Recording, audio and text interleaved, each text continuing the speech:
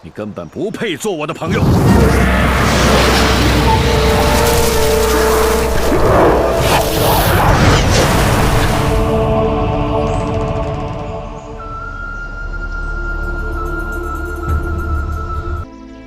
二舅跟我说呀，他们家那头牛老了，下不了地了。哟，那怎么办呢？他死了，你如此伤心，那你为什么不在他活着的时候对他好些呢？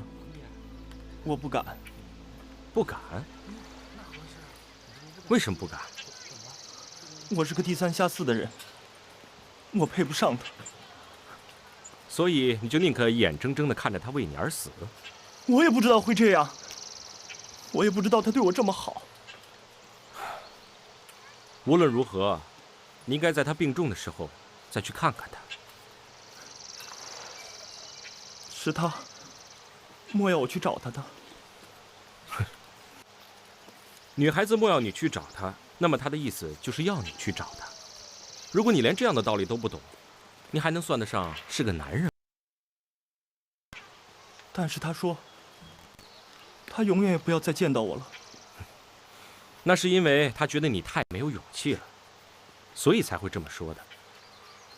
如果你是真的爱着他，就应该鼓起勇气向他求亲。他若真有这意思，为什么不说出来？他如果说出来了，那么她就不是女子了。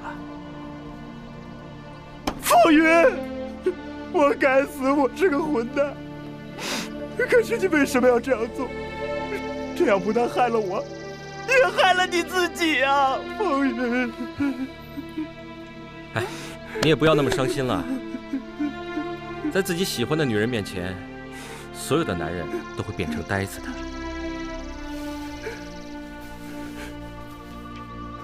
啊，我有件事情想麻烦你帮帮我。你是个大好人，你让我做什么，我都答应你。好，我想请你转告薛公子，大后天到那小屋里去等我，希望他和我见上一面。可是，我家公子怎知道你是谁呢？我叫楚留香。楚留香，您老人家就是楚香帅。我是楚留香，但是我并不老。要知道您老人家就是楚留香，方才就算你杀了我，我也不敢出手了。那我现在就去替您通知我家少爷。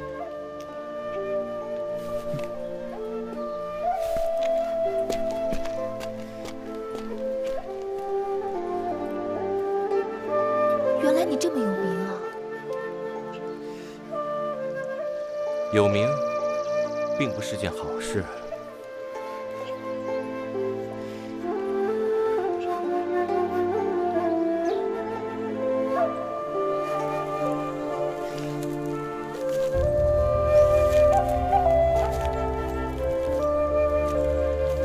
其实我也想求你一件事，不知你肯不肯答应？什么事？你说，无论什么事，我都会答应你的。那就是你先回去好好的睡一觉，然后将此事暂且都忘记吧。那你呢？我还有点事情要办，等到……其实你用不着赶我走，我也不会缠着你的。我不是你想象中的那种女人，那么的不要脸。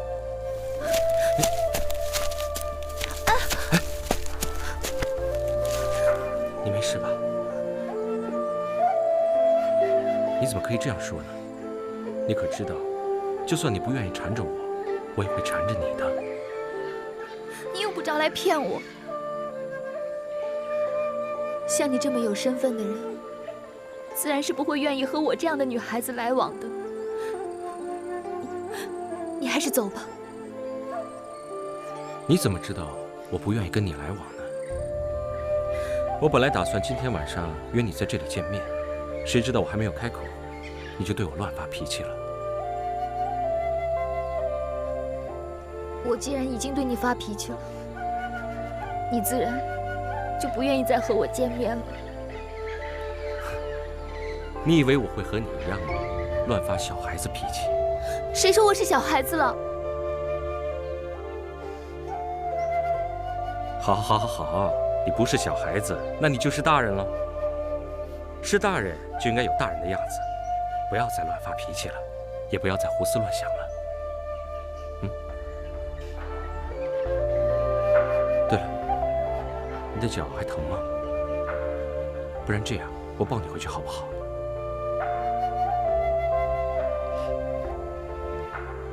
你若是抱我回去，我怕以后被抱的人就是你。哦，为什么？我二叔要是看到你抱我回去，不打断你的腿才怪。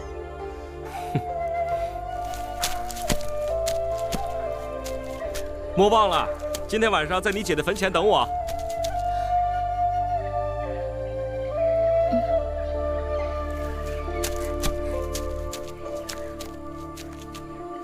楚留香啊，楚留香，你为什么一见到漂亮的女孩子心就会软呢？看来你的病已经越来越重了。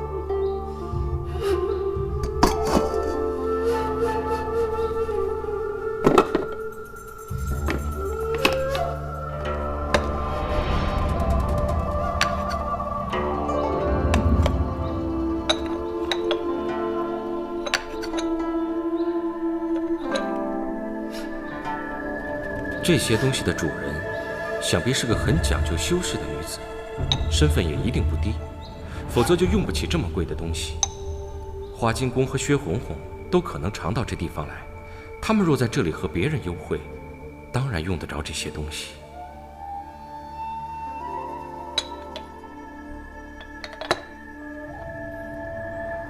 这个箱子绝对不是花金公和薛红红的，因为他们身上的香气非常的浓，但这个花粉的香气却非常的清雅。这个箱子到底是谁放在这里的呢？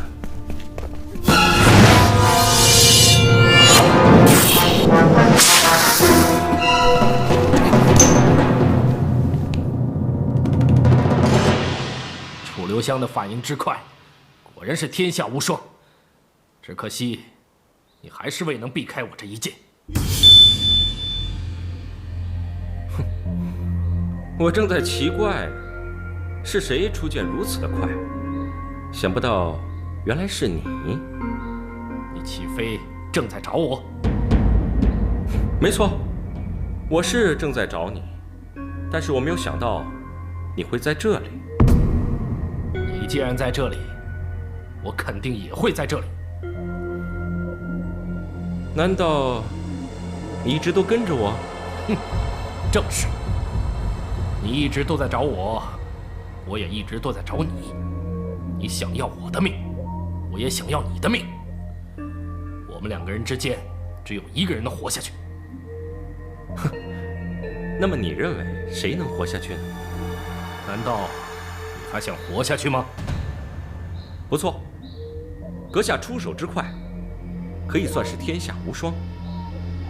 只可惜，只可惜，你还是未能避开我这一剑，所以我第2剑一定能要你的命。没错，我是没有避开你的第1剑，但是我现在很怀疑，你的第2剑还出不出得了？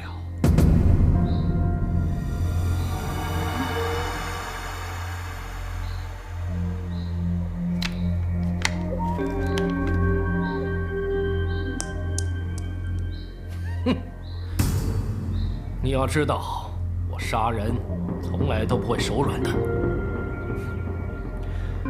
我在想，有句话江湖中很多人都知道，你有没有听过？什么话？就是道帅销魂香，悄悄断人肠。销魂香？你已经中了我的销魂香，如果你现在求我，还可以给你解药，不然1个时辰后，你就要毒发身亡了。楚留香，你休想让我上你的当！依我看，那只不过是女人用的香粉而已。哼！哦，女人用的粉？你难道认为我楚留香会一天到晚带着一个女人用的粉在身上吗？哼！就算那是真的销魂香的话，那解药肯定会在你身上。我先杀了你，然后再搜出解药，也不迟。请。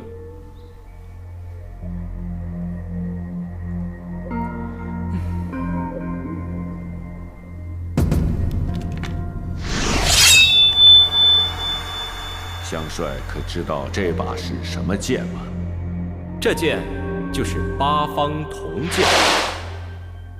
哼，阁下为什么还不动手啊？你早些杀了我，不就可以早些拿到解药了吗？难道解药不在你身上？唉，我说的话你都不相信，你又何必问我呢？就算我肯放你走，又怎么知道你会给我解药？哼，你的确没把握。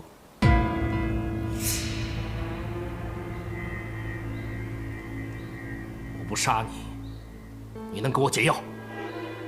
这交易对我们俩，谁也不会吃亏吧？解药在哪儿？等我走出这个门之后，你从1数到1000，我就会把解药给你。然后呢？我会将解药的法子写在你出门后其中的一棵树上。但是你要谨记，你一定要从1数到1000，不然这笔交易就算砸了。都说楚留香说话从不食言，但不知是真是假呀。是真是假，你很快就会知道。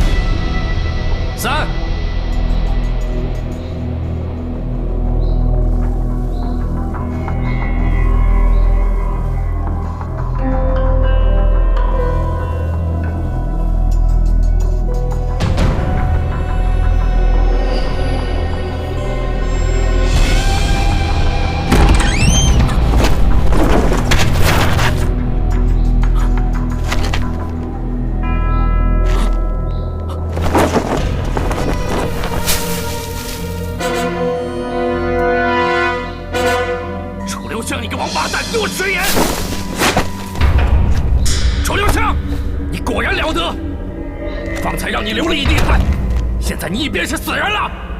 但你也用不着得意，今日让你逃了一次，我杀你的机会还有很多。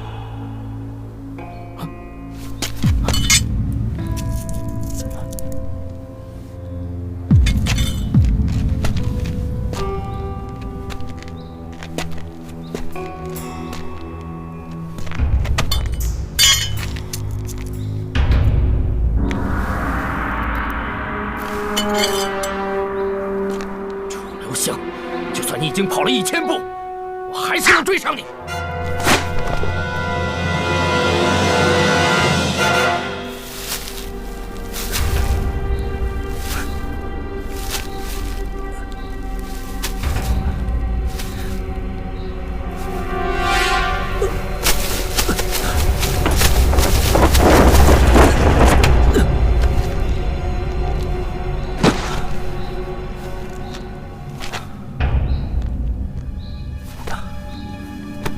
正所谓剑走偏锋，棋走险招。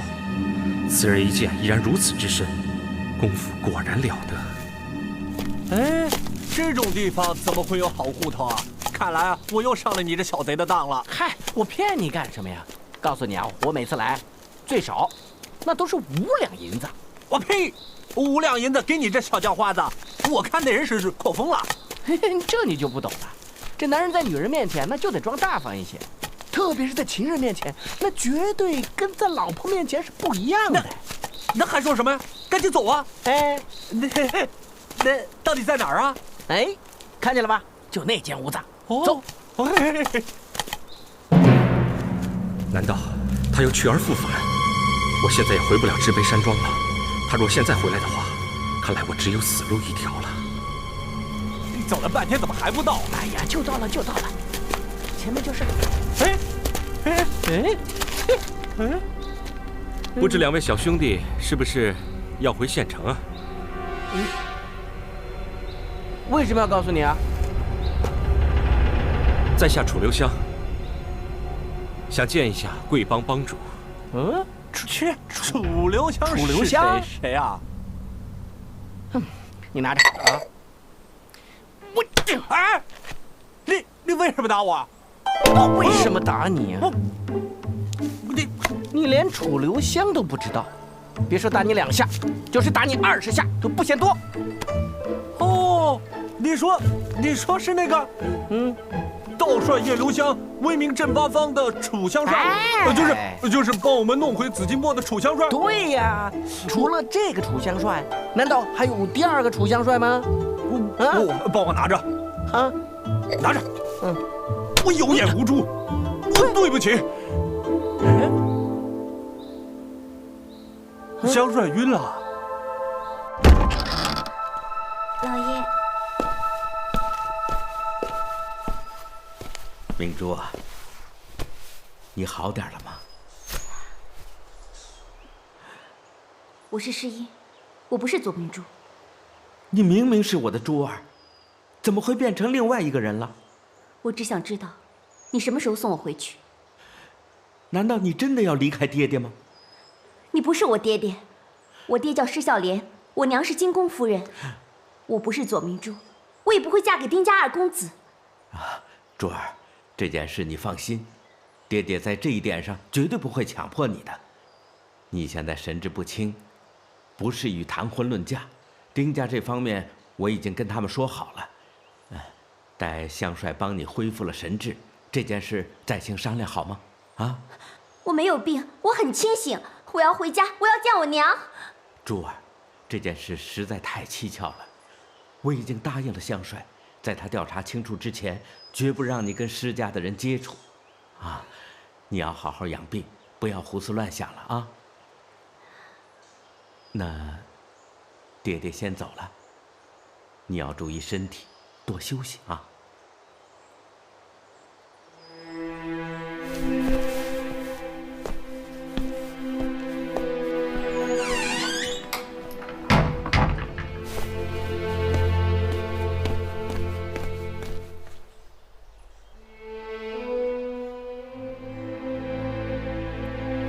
小红，哎，小姐有什么吩咐？你把这封信送到石家庄，交到金宫夫人手里。小姐，这个给你。要是老爷知道了，非打断我的腿不可。再加上这个呢？小姐，不是我不帮你，这些你都拿着。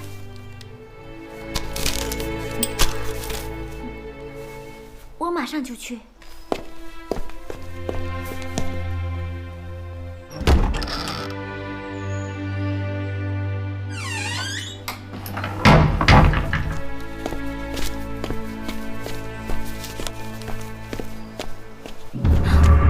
老爷，拿来。老爷，小红该死。你出去玩一会儿，回去跟小姐说。信已经送到了，知道吗？知道了。拿着这个。谢谢老爷。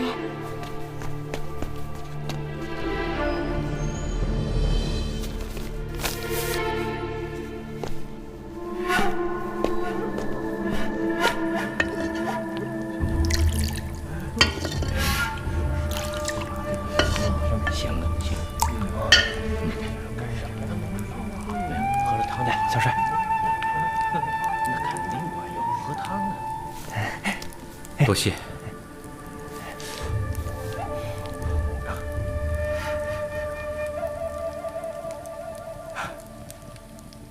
果然还是只有丐帮做的炖肉汤最好喝。香帅驾临丐帮，真乃是天大的喜事啊！小火神，那紫金钵已经转交给贵帮帮主了吗？香帅请放心，帮主让我向香帅致谢。哎，香帅，你的伤势怎么样了？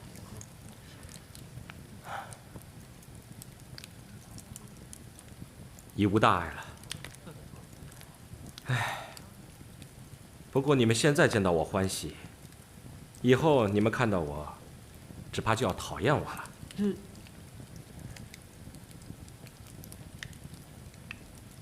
因为你们请我吃肉，而我却是来找你们麻烦的。找麻烦？怎么会这样啊？香帅，是不是弟兄们有什么地方得罪你了？你们没有得罪我，只不过我有几件事想求你们帮我去做而已。哦，这么回事儿，简单简单呀。来，你们都下去。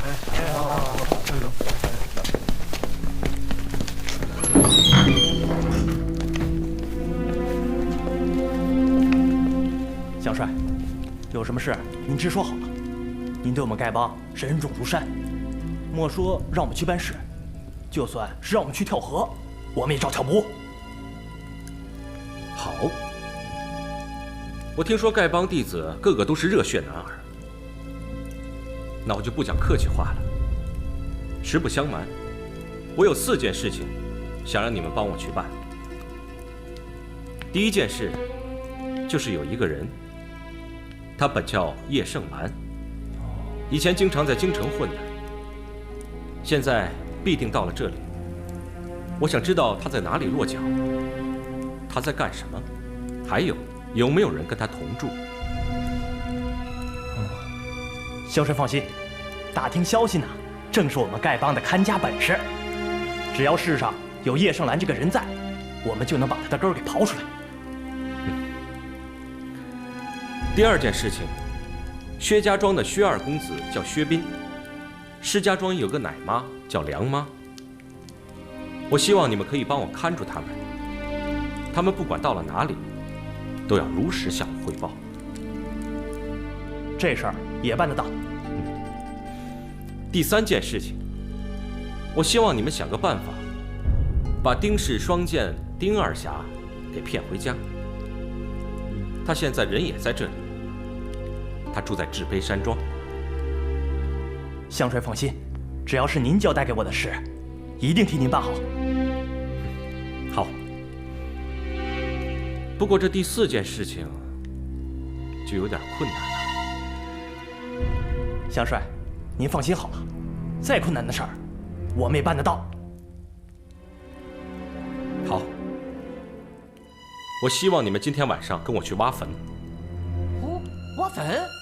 挖坟？啊！你们不敢去，我去，我去，我去，我去。你敢去？这个，要是别人让我去吧，啊，我肯定啊，啪，打他17、8个嘴巴子。这是香帅让我去，那我去。为什么？我知道，香帅永远不会要我们去做坏事的。对，没错，我也去。香帅，看来我这2个兄弟确实比我还懂事，比我还知道好歹。这样，你让他们什么时候去，我就让他们什么时候去。今晚3更。啊，好，我这就叫兄弟去操办家伙。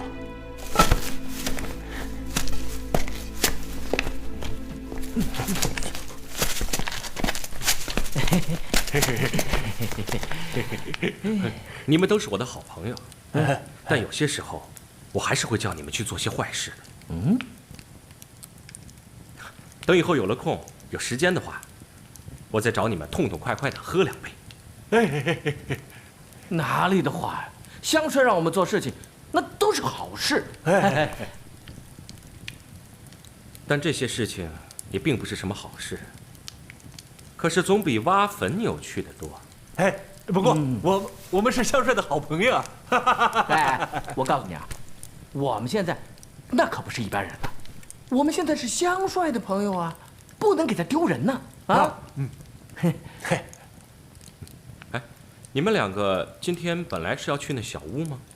对，小兔子之前去过那个小屋，说那家人特别大方。小兔子第1次去就给了1两多的银子，第2次又是6、7钱呢。去！我不是故意去敲竹杠的啊！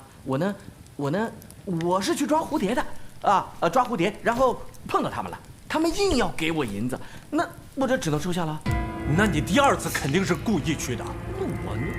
我第2次也就是随便去逛逛，我也没去敲他们的门呢。再说，我也不是每次都可以碰到他们的，知道吗你？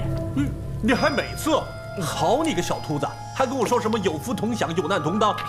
你都去了17、8次了，才叫上我。你让香帅看看你这张脸啊！你太吓人了吧，会吓跑人家，这能行吗？我这脸怎么了啊？有你这兔子秃吗？啊，秃不秃带葫芦。那2个人可是一男一女。对，都很年轻啊，也很漂亮。一看这个穿着啊，就知道肯定是有钱人家的小姐和少爷。那他们2个长得什么模样？长得嘛也没什么特别的，但是，那个女的长得有2个酒窝，一笑，特别美。就这样，你看，别冲我。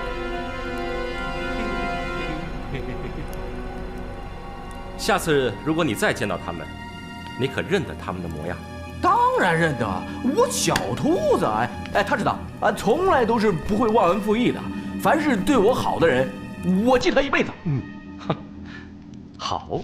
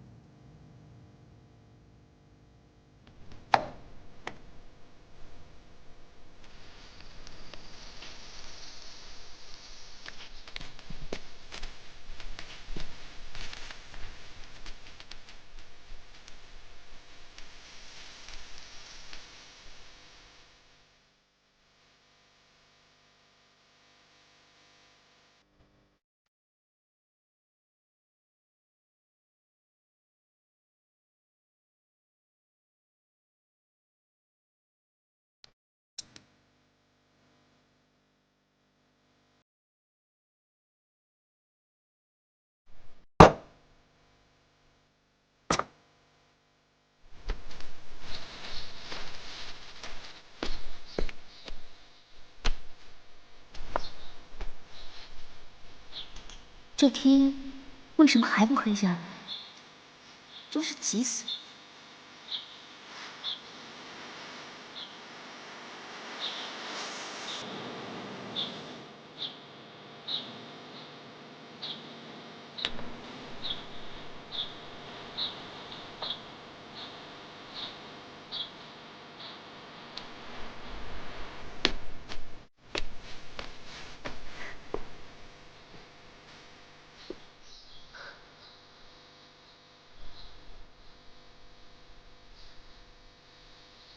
我姐姐才刚死没几天，我就穿上了新的绣花鞋，这样做真的是很不对。可是我今天晚上就要去见她，我该怎么办？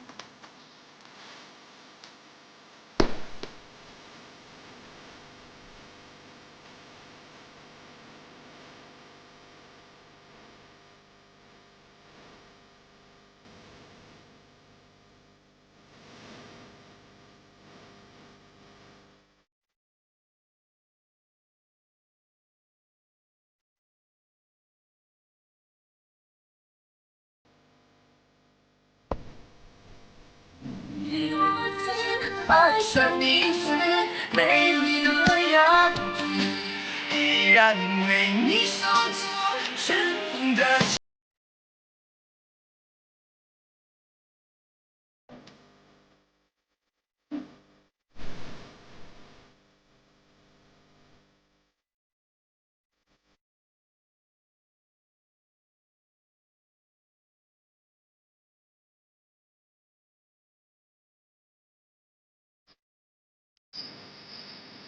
一生无论生生世世，我绝不退弃。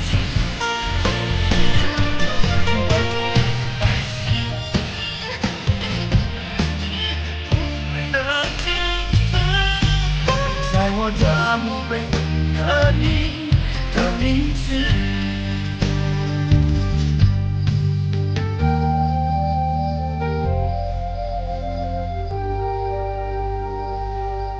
他为什么还不来呢？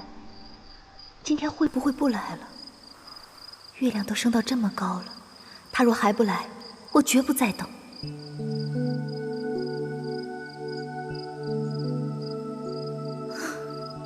就算他来了，我也绝不理他。哎，兔子，你看，深更半夜坟地里有个人，是不是鬼啊？鬼你个头啊！那明明是个人嘛！哎，嘿，还是个女的，那肯定是等我的。瞧你高兴的，也不看咱仨谁最帅。那肯定是香帅啊！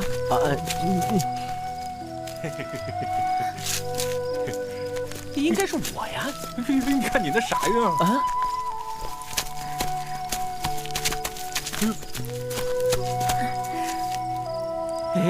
为什么他要带这么多人来呢？哎，怎么又走了？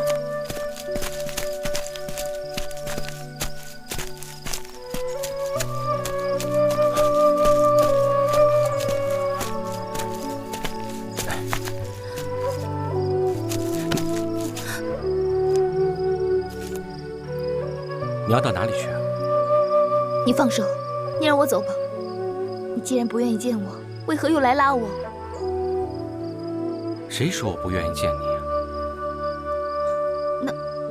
那算我不愿意见你好了，让我走吧。如果你不愿意见我，你又为何在这里等我呢？不错，我是想见你。可你明明知道我一定会在这里等你，所以你就带这么多人来瞧。瞧你多有本事，到处都有女孩子在等你。唉，其实我也不想带他们来这里的，是因为有件事想求他们。什么事啊？我想让他们挖开你姐的坟墓来看看。你疯了！你挖我姐姐的坟墓干什么呀？如果我猜的不错，这绝对不会是你姐姐的坟，里面是一座空坟。谁说的？我明明看到棺材埋在里面的。没错，你是看到他们把棺材埋下去了，但是棺材里绝对不会有人的。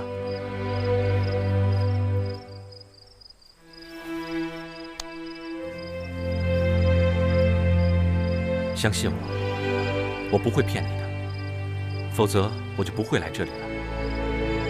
只要你肯等一等，就会相信我说的话。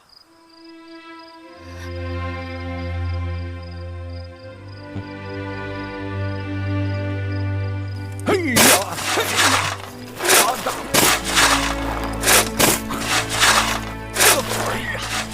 真难挖呀！你吵什么吵啊？没看见这周围都是人呐？这周围黑灯瞎火的，哪有人啊？你非要把他们吵醒出来给你打招呼啊？你这个笨蛋，笨死了！快挖！别吓唬我！嘘。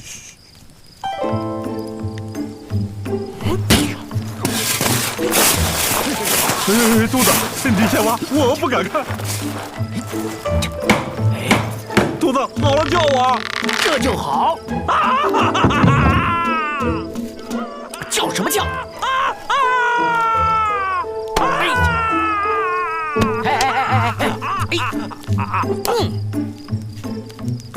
你看，对不对？哪是死人呢？都是砖头。这砖头，怎么变成砖头了？那人呢？人活了！哎呀，行了，哎呀，别叫了。小帅，死人变成石头了，好恐怖啊！这怎么走啊？走啊！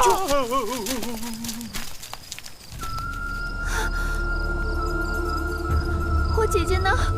我姐姐到哪儿去了？她为什么会变成石头啊？你是不是亲眼看到他们将你姐姐的尸体摆入棺材里？我亲眼看到的。那订棺材的时候呢？订棺材的时候我不在，我也不愿意离开的。可是我的二婶怕我过度悲伤，非要让我回房间去。那棺材是你二叔订的？那他现在人呢？在我姐姐落葬的第2天，他就到省城去了。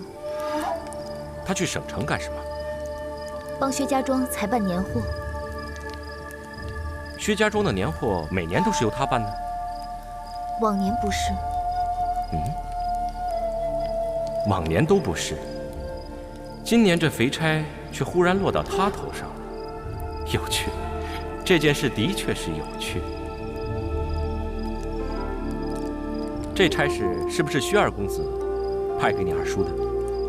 不错，所以我更加认为，害死我姐姐的人就是他。他为了赎罪，所以才把这个差事派给我二叔。哼，恐怕这不是赎罪，而是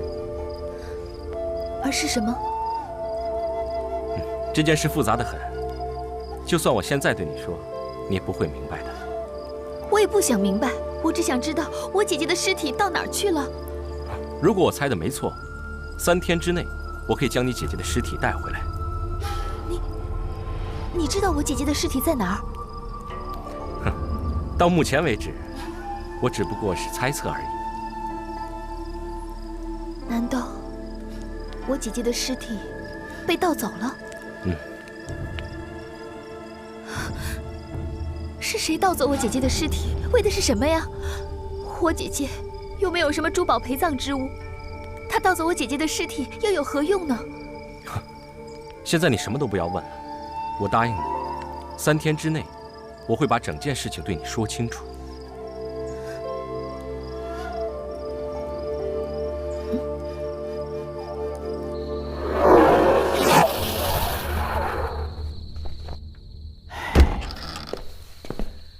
哎呀，兄弟，哎呦，整天都见不到你的人影，简直把我给急死了。打探到什么消息没有？哎呀，丁老二一直在这里逼我呀，简直都快把我给逼疯了。可是到了晚上，他忽然间走了，连话都没说。看情形，好像是家里出了什么事情。哎呦，兄弟，不是我幸灾乐祸，我真的希望他家里能出点什么事情，这样他就不会在这里逼我了。二哥，明珠呢？明珠，明珠一直把她自己关在房子里没出来呀。她还真是个乖孩子。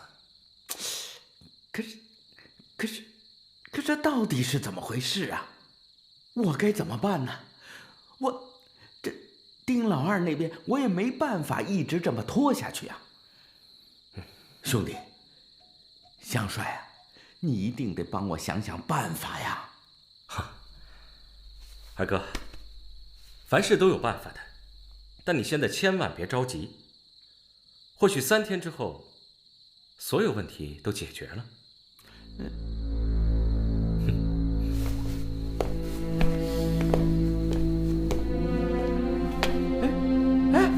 你不要走啊！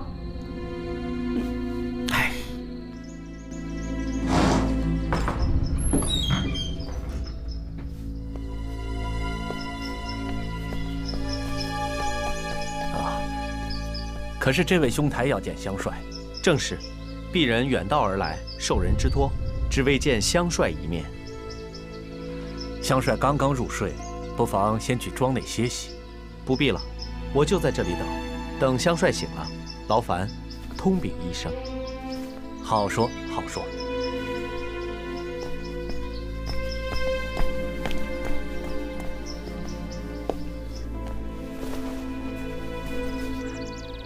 香帅，您醒了。哎呀，什么事儿啊？外面有2个人在等着你。哦，2个人？那2个人什么样子？你说来听听。一个是丐帮弟子，他长得倒也平常，但是行迹却很可疑，而且不说实话。那第2个呢？这第2个据说是自远道而来的。但小人看他身上却很干净，没有一点风尘之色。他骑的马也不像是走过远道的。那你看他像不像个练家子？他看上去倒是有几分功夫，但他绝不像是江湖中人。小人敢担保，他这辈子绝没有走出过松江府100里之外。哼。难怪左二爷时常说你精明能干。就凭你那双眼睛，江湖中已经很少有人能赶得上你了。这还不都是二爷和香帅的教诲吗？二爷呢？二爷吃了张老先生2天安神药，到午时才歇下，现在还没有醒。明珠呢？姑娘看起来气色倒好得很，而且也吃得下东西了。可就是不愿意让人到屋里去，整天关着房门，在屋子里。香帅，你总该知道，姑娘以前不是这个样子，从来不喜欢待在屋里。这件事的确有点邪门。麻烦你去禀报姑娘，跟她讲，明天我就会给她消息，叫她不要着急。好的。香帅，现在是不是先到客厅里去见见那位丐帮的小兄弟？好，我现在就去客厅。好，香帅，请。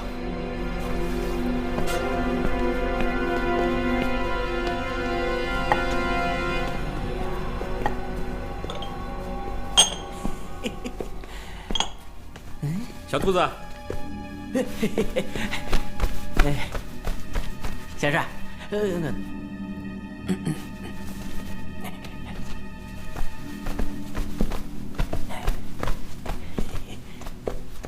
你吩咐我们的事情，现在已经有眉目了。哦，你们办事效率还真快呀！那是，香帅，你一吩咐下来，我们老大就派全城的兄弟去四处打探，去看看有没有说北方口音的人最近在城里落脚。结果，最近在松江府落脚的北方人，一共有12个，其中6个呢是来自张家口的皮货商。哎呀，那自然不会是香帅要找的人啦。还有4个是京城的镖师，其中2个很年轻哎，但是我已经派兄弟去摸过他们的底了，没有一个姓叶的。那还有2个人呢？另外这2个人，他们俩是夫妻，很年轻，长得也不错。据说是什么京城大官的少爷带着新婚的媳妇儿到我们这里来游赏，顺便吃我们松江府的鲈鱼。哎呀，连店小二都知道他们俩在说谎。哦，何以见得？这2个人说是来游山玩水，可是从来不出屋啊，甚至连一条松江鱼都没吃过。穿的虽然是很华丽，但是出手很小气啊，一点都不大方，根本不像是什么有钱人家的少爷。而且那天店小二跟我说，他还看见这少爷给他媳妇儿洗脚媳妇儿嫌水烫，哎呦，咣一脚把这一盆水都泼在少爷身上了。哎呀，他连个屁都没敢放啊。他姓叶，他在柜台上留下的名字叫李明生。不过这名字是可以改的嘛，是吧？不错，名字的确是可以改。那他们住哪家客栈呢？就东城门口那家福盛客栈。好，你先去那边等我，我随后就去找你。好，香帅告辞。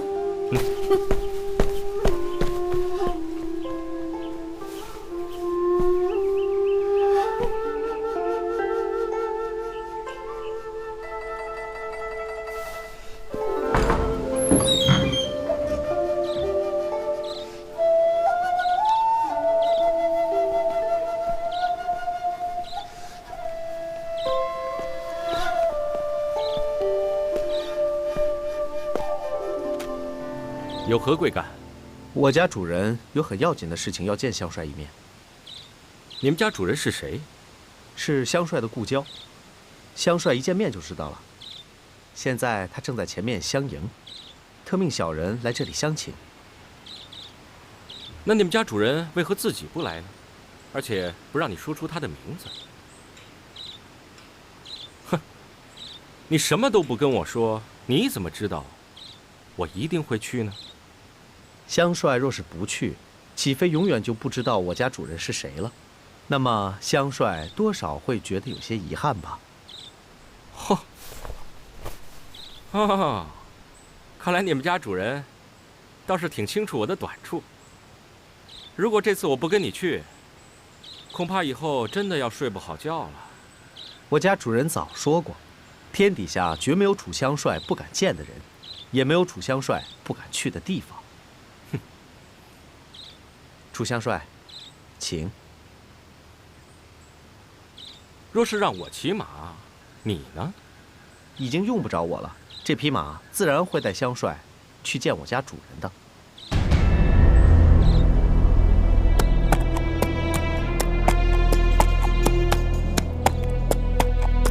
那青衣人的主人到底是谁？莫非就是那刺客组织的首领？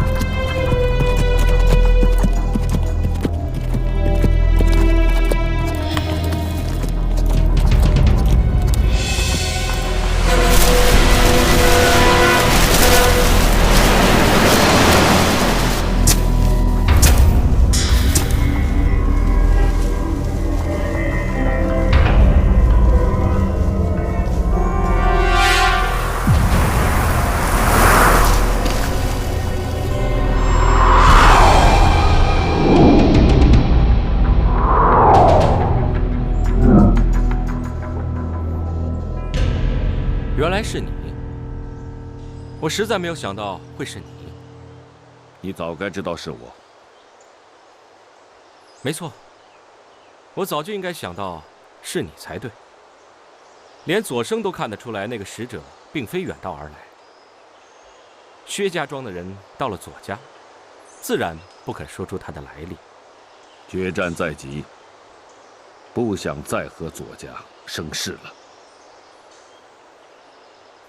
我只是奇怪，为什么到最后，他还是不肯告诉我他的来历？因为他怕你不敢来。怕我不敢来？我为何不敢来？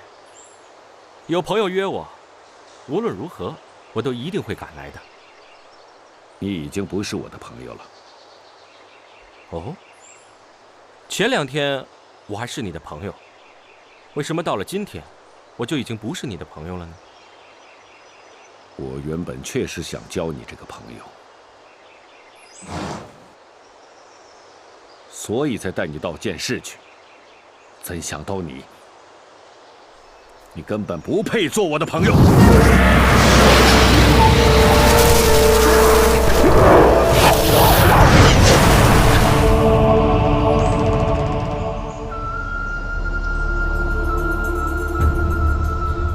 你难道认为是我偷了你的剑？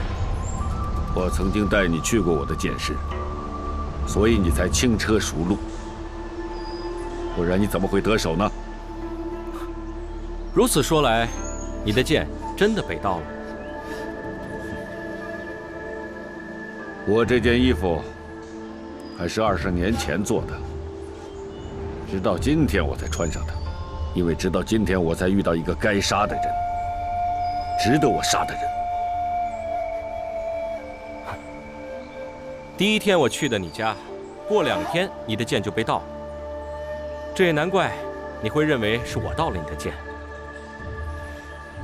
不过你现在杀了我，你就永远没法找到真正盗你剑的人了。不是你还是谁？难道我还会故意陷害你？我如果要杀你，我还需要编什么理由吗？你当然不必陷害我，但有人想陷害我。他偷了你的剑，就想要你来杀我。难道你没有听过借刀杀人这一计吗？难道他要借我的手杀你？唉，老实说，想要陷害我的人还真的很多呀。昨天我还挨了一冷箭。你受伤了？受伤并不是件光彩的事，我为何要说谎呢？是谁伤了你？就是我要找的那个刺客。伤在何处？背部。有人在你背后出手。堂堂的香帅竟然会不知道？等我发现时，我已经躲不开了。阁下要是常常被人暗算，能活到今天也算你的运气。说实话吧，暗算我的人实在很多，但是能够让我受伤的，这倒是生平第1次。剑很快，快极了，在下生平还没遇到这么快的剑。听说你和那个石观音、水母音姬、帅一帆都交过手。不错，石观音出手诡秘，帅一凡剑气已入门，水母音姬更是内力深厚，实在让人害怕。但是说到快，他们绝对比不过这个人。这个人竟有如此快的剑法，我倒真想会会他。既然他在这里，庄主很快就会见到他的。你难道想说这盗剑的人就是他？是他想借我的手来杀你？很有这个可能。他又怎么知道你到过我的剑室？他又怎么知道我的剑藏哪儿？这点我也实在想不通。倘若你能给我几天的时间，我保证一定能查出真相。你受伤了，去确实是你的运气。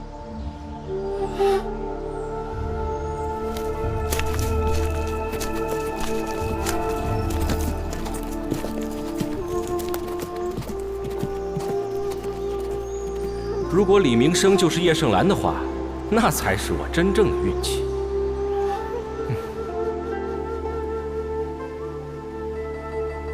可以肯定，香帅，就这儿了。他们没出去？没出去。从昨天晚上起，这里一直都有人守着呢。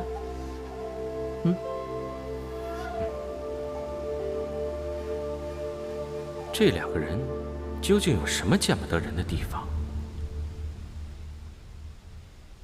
走。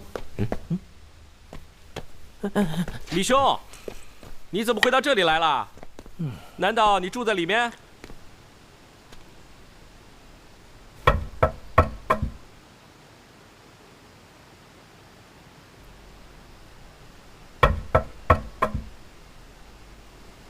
谁呀？叫错门了吧？是我呀，我是张老三。你难道听不出我的声音来了吗？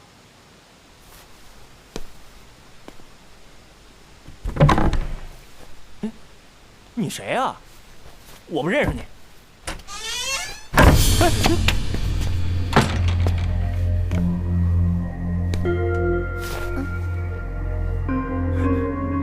你这人有毛病啊！你想干什么？哼，我想干什么？难道不知道吗？既然我都已经来到这里了，你又何必瞒着我呢？你是曹家派来的？曹家？大人，小的该死，小的该死！大人，求求你饶我们一命！小的该死，小的该死，小的该死啊！大人，大人饶我们一命吧！你既然是曹家派来的，那太好了。你不妨回去告诉那曹老头，我跟定小谢了，说什么也不回去再跟他受活罪了。哼，我是拿了他1袋钱，可那又怎么样？是他愿意给我的。再说了，我一黄花大闺女跟了他好几年，拿他点破钱有什么不行的？你说有什么不行的？原来她只是曹家的一个陶妾，因为看上了小谢，所以就携带金银细软，双双私奔来到了这里。因为怕曹老头不会就此善罢甘休，所以每天只好躲在屋子里不敢见人了。清官难断家务事，如果你们两个人想要过好日子，就应该正正当当的找一份事来做，不要大白天就关起门来睡懒觉。是，小的一定听大人吩咐，好好做人。你没事吧？好，对了，既然你们两个人是京城来的，不知道可否听过一个叫叶盛兰的吗？叶盛兰？哎，大爷可说的是那个京城大石栏唱花旦的那个小叶？没错，就是他。我前2天看见过他。他在哪里？他好像就住在前面那个青衣巷里，具体哪个门小的实在没看清楚。他好像鬼鬼祟祟的，连人都不敢见。多谢。对，香帅啊，你果然猜得不错。这叶盛兰啊，果然就在松江城里，只不过我们都不知道他是个唱戏的。这里这么多户人家，这叶盛兰到底在哪儿呢？这事儿啊，就交给我啦。要不了2个时辰，我就把他给挖出来。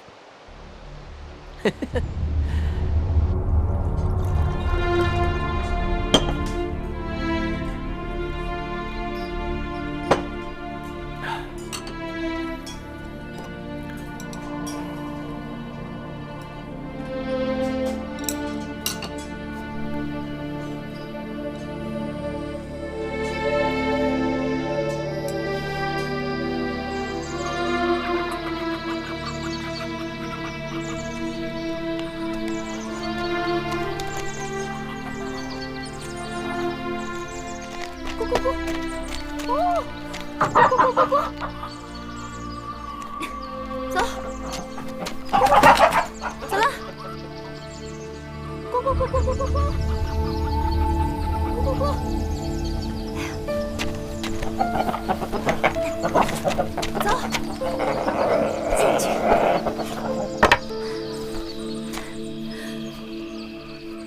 嗨，想不到你现在这个样子，的确别有风情啊。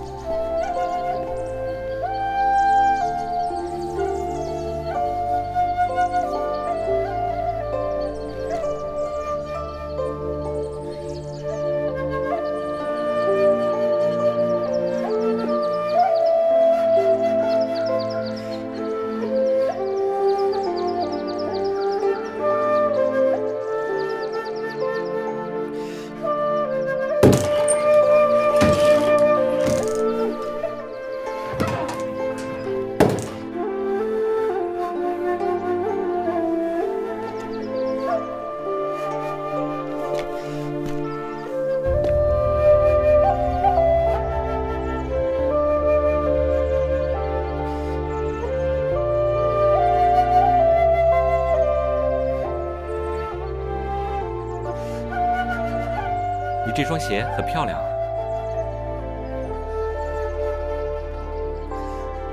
你要来，为什么不提前说一声呢？我本是该明天来的，可是今天非来不可。为什么？你二婶呢？哦，我二婶她起得早，现在在午睡呢。那你可以出去吗？你叫我出去干什么？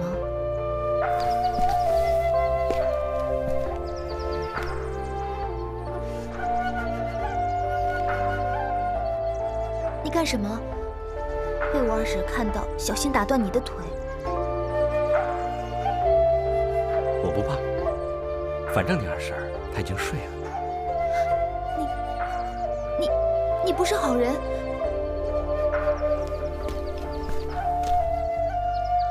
我偏不出去，看你能怎么样。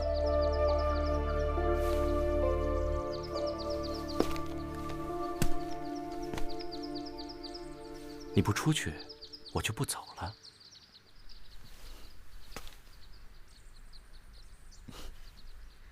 你真是我命里的魔星，我实在……秀云，你在和谁说话？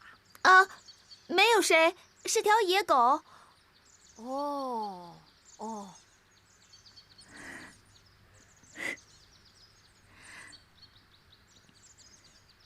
我一看见你，就知道自己要倒霉了。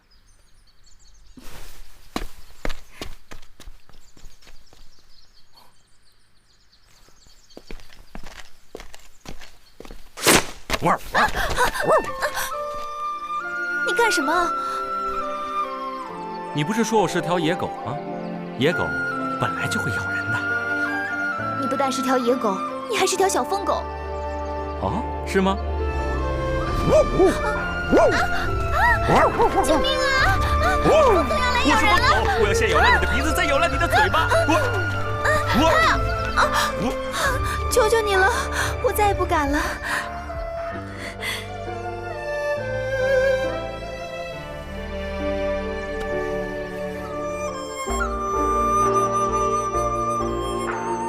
时间不早了，我们该走了。我们去哪儿啊？我带你去看一样东西，看完之后，你一定会很惊讶的。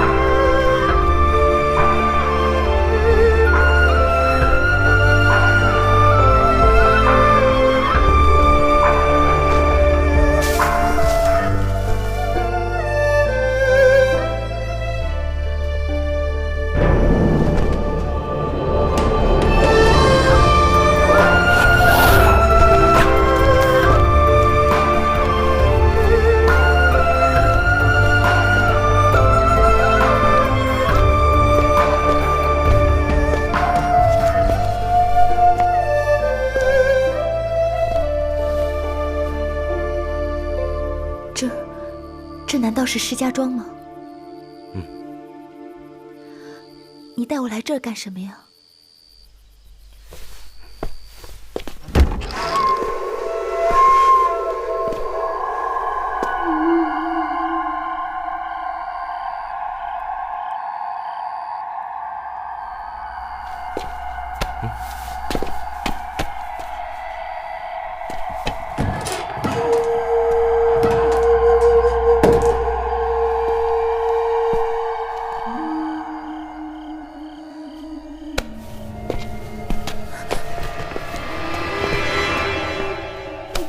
什么呀？带你来看这位施姑娘。不，我不看，我们还是快走吧。你先等一等。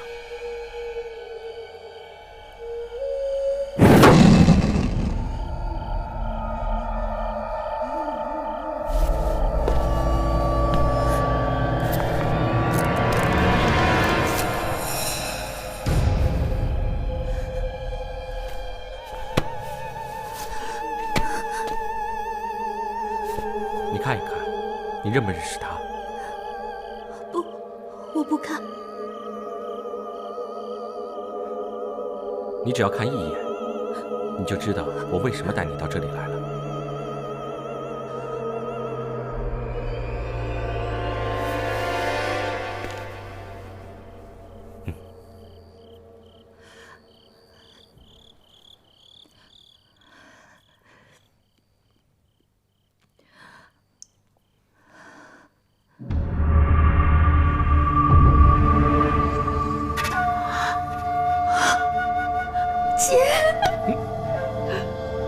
轻声说话，莫要惊动别人，知道吗？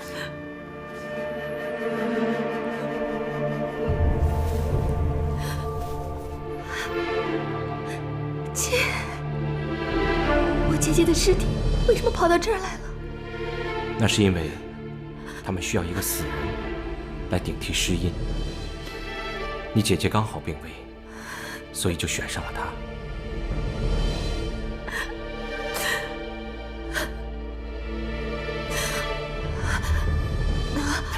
那这个人肯定和我二叔串通好了的。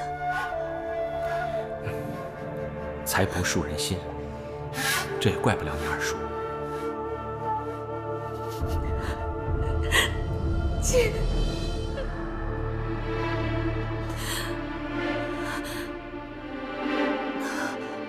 我姐姐的尸体在这儿，尸阴到哪儿去了？如果我猜的没错的话，你很快就会见到他了。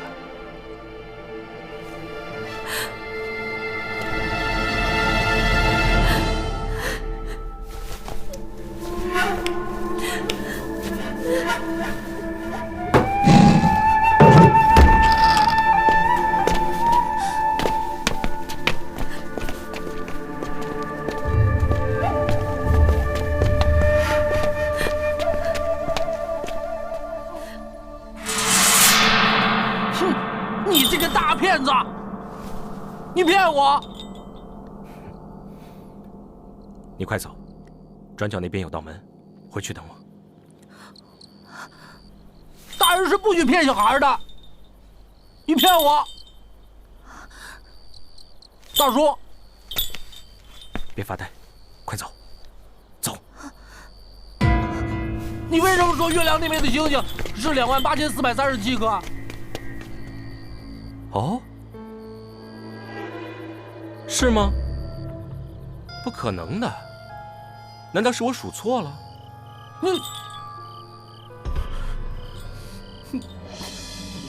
大人是不许骗小孩的，骗我，骗我，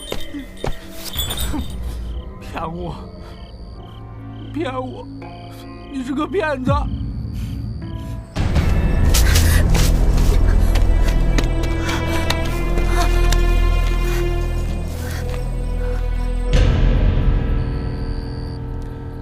那不如这样吧，今天晚上我再帮你数一数，明天就告诉你，可以吗？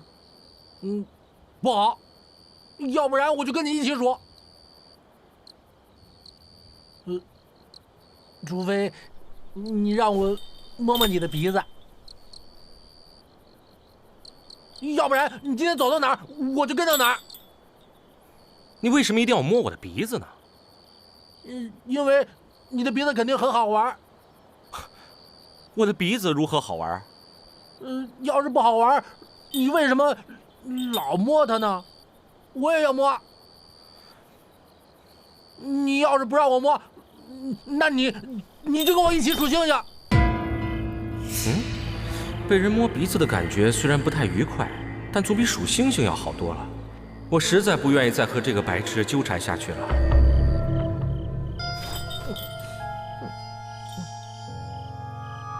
那好吧，如果我让你摸一次我的鼻子，你是不是就不会再跟着我了？我只摸一次我就放你走。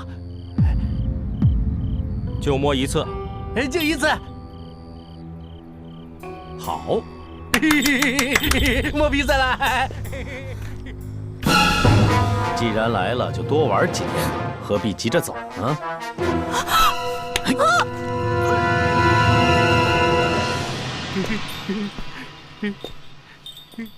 这回可以摸你的鼻子，可以摸你的鼻子了，摸你的鼻子。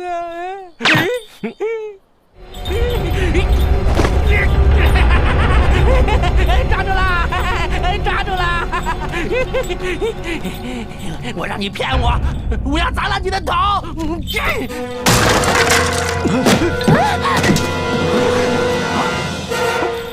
这个人头是铁做的，哎呦，我怕呀！哎呦！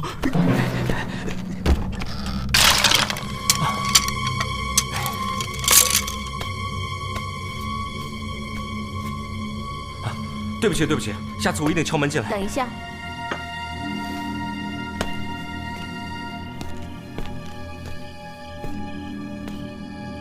你现在想走啊？难道你不是来找我的吗？我本应该是来找你的。我就知道你总有一天会来找我的，我早就看出你不是个好东西了。我本应该是来找你的，但是我现在非走不可。为什么？因为我刚才在外面被薛宝宝扔了进来，他现在知道我在这里，而且这里又撞了个大洞，会被很多人看到，会被狮举人看到。我才不怕他呢。可是如果薛宝宝进来呢？那岂不是煞风景吗？你也知道，他那种人是什么事儿都做得出来的。哼，这个疯子和白痴，我才饶不了他呢。哦，他真的是个白痴。如果他是白痴，武功怎么会那么高呢？他从小就受他哥哥的气，他哥哥总说他没出息，别人都说他练武功练得疯了。我看，他简直就是被人气疯的。哥哥比较有名，做弟弟的实在是比较吃亏了。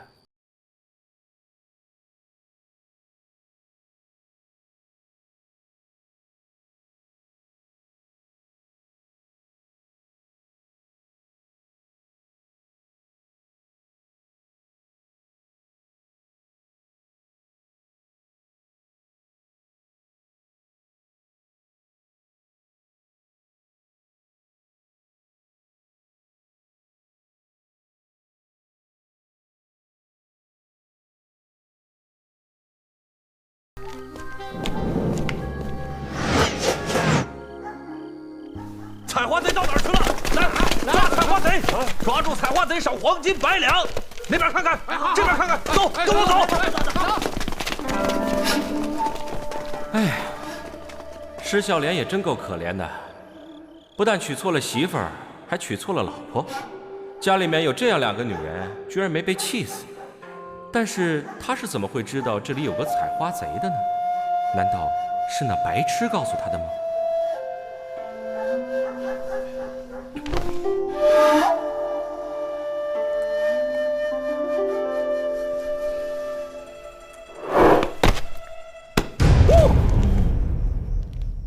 哎呦，相帅，你怎么走路没声音呢？吓死我了！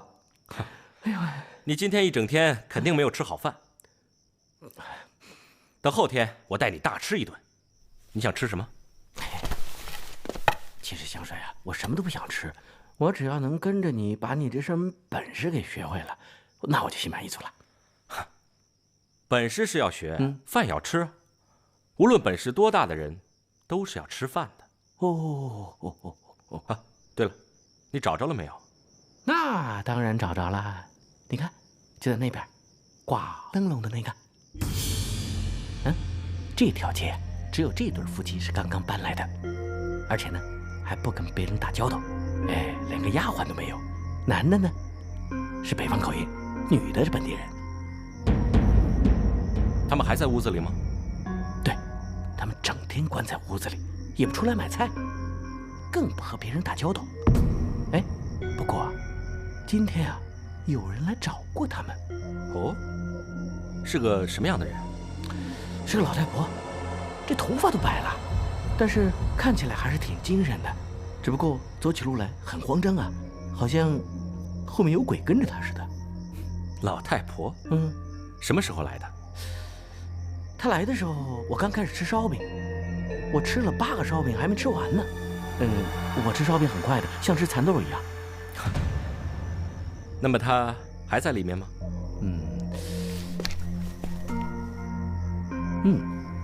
应该还在。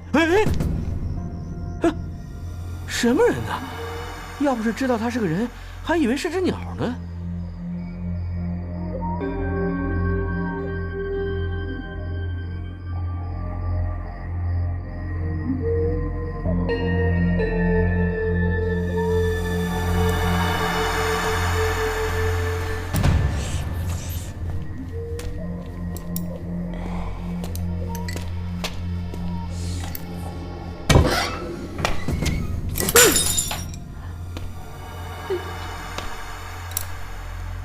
哎呦我的妈呀，吓死我了！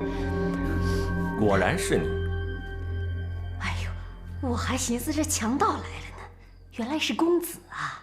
公子，你怎么有功夫到这儿来了？我还正想问你，你怎么会在这里啊？本来我也没空，因为好长时间没见着他们了，这不心里忍不住，就过来看看。他们是？女儿、女婿。真的？我也想见见他们。大牛、小猪，快过来，客人来了。哎呀，这3更半夜的，连觉都不让人睡啊！公子，公子，这位公子啊，知道你们家穷，想救济你们，还不快跪下！谢谢公子，谢谢公子，谢谢公子啊，谢谢公子，谢谢。公子，谢谢公子。公子，不少了。公子，公子，谢谢公子。谢谢公子。我还是先告辞了。公子，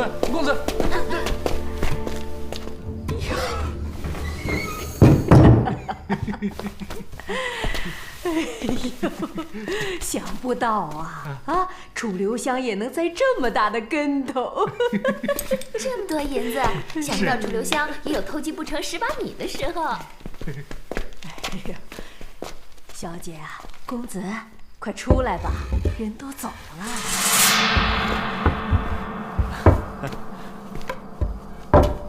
今天啊，真是多谢两妈了，咱们真不知道该怎么谢您老人家。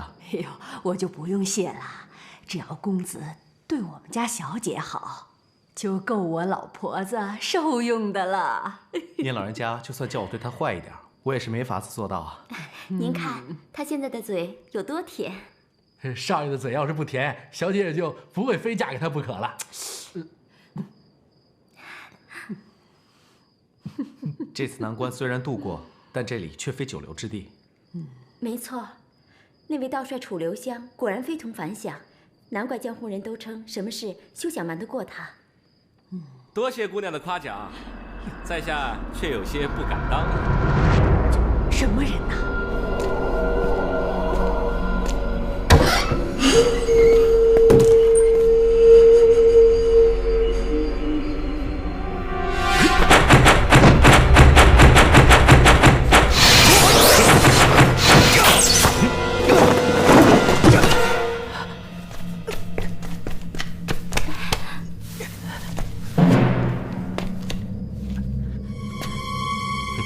南拳北腿，北派无人。你使的就是北派的鸳鸯腿。他伤了你吗？他既然来了，就绝不能放他走。哼！在下找两位已经找了很久了，就算两位要我走，我也不会走的。我们根本不认识你，你找我们干什么？哼！虽然两位不认得我，但是我久仰两位的大名了，尤其是这位叶相公。哼，京城的王孙公子，谁又不知道叶盛兰相公文武双全，色艺双绝？